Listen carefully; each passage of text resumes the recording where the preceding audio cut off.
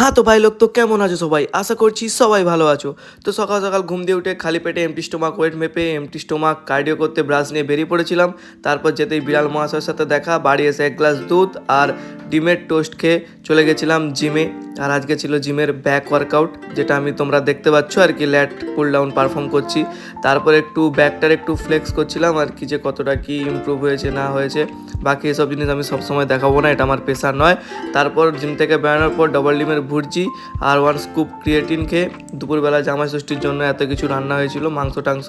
আর এদিকে তারক মেহতা চলছিল, দেখে চলে গেছিলাম ম্যাডামকে আনতে। আর ওদিকে রথও খুলে গেছিলো, আর ওই দেখো ম্যাডাম চলে আসছে। দিয়ে পৌঁছে গেছিলাম কৈলাস মন্দিরে, যে প্রথমে জগন্নাথ দেবের দর্শন আর হনুমানজির দর্শন করলাম।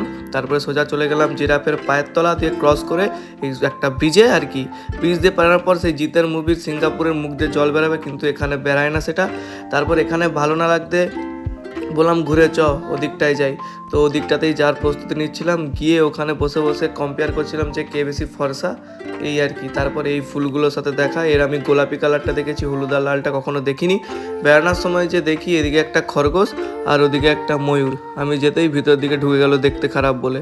তো আজকের ভিডিওটা এতটাই, দেখা হচ্ছে নতুন একটা ভিডিওর সাথে। Thank you so much for watching, love you all, peace out, by.